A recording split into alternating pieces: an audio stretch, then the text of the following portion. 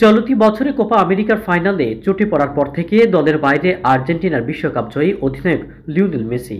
লম্বা পুনর্বাসন প্রক্রিয়ার পর নিজে ক্লাব ইন্টার মায়ামির হয়ে মাঠে নামবেন তিনি।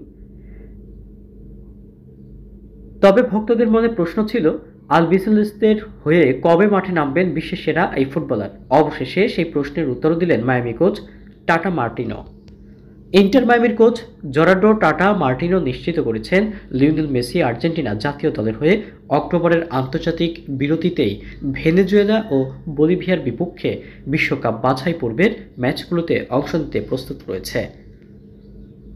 মেসি সর্বশেষ আন্তর্জাতিক ম্যাচ খেলেন 2024 কোপা আমেরিকায়, যেখানে তিনি আর্জেন্টিনার শিরোপা জয়ের অন্যতম কারিগর ছিলেন। তবে ফাইনালে কলম্বিয়ার বিপক্ষে ম্যাচে তার ডান পায়ে আঘাত পেয়ে মাঠ থেকে ছিটকে যান। এরপর মেসি 2 মাসের বেশি সময় মাঠের বাইরে ছিলেন এবং সেপ্টেম্বর আন্তর্জাতিক ম্যাচগুলো মিস করেছেন। মেসি ইন্টার মায়ামির হয়ে 14 সেপ্টেম্বর ফিলাডেলফিয়া ইউনিয়নের বিপক্ষে 3-1 ব্যবধানে জয়ী হওয়া ম্যাচে ফেরেন এবং ধীরে ধীরে তার ফর্মও ফিরে পেতে শুরু করেন।